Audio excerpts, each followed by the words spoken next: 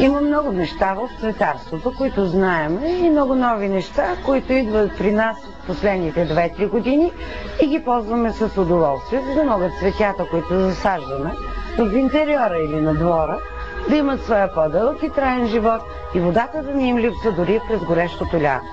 Terra White навлезе в нашето цветарство преди 3 години.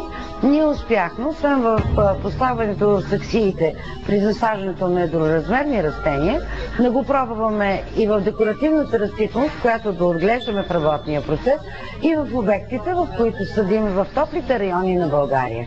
Ако Terra White попадне в дъното на траншеята или на отворената дупчица за засаждане на растения, то много по-лесно изкарва летния период и развитието му е много по-бурно. Ако пък поставим за дезинфекция някой препарат заедно с Terra White или поставим стимулатор заедно с Terra White, просто присъствието на Terra White заедно с препаратите дава още по-добро развитие на нашето растение. Те се развиват здрави, развиват се по-бурно и нарастват по-интензивно.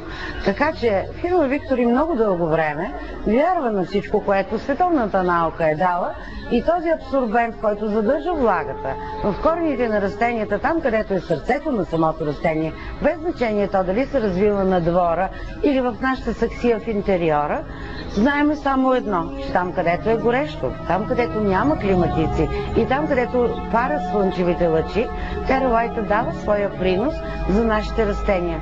Те не умират лятото, когато сме на отпуск и не си поливаме растението регулярно и нямаме система за поливане. А там, където слънцето надпича земята на 40-50 градуса, нашите голисти растения се развиват прекрасно.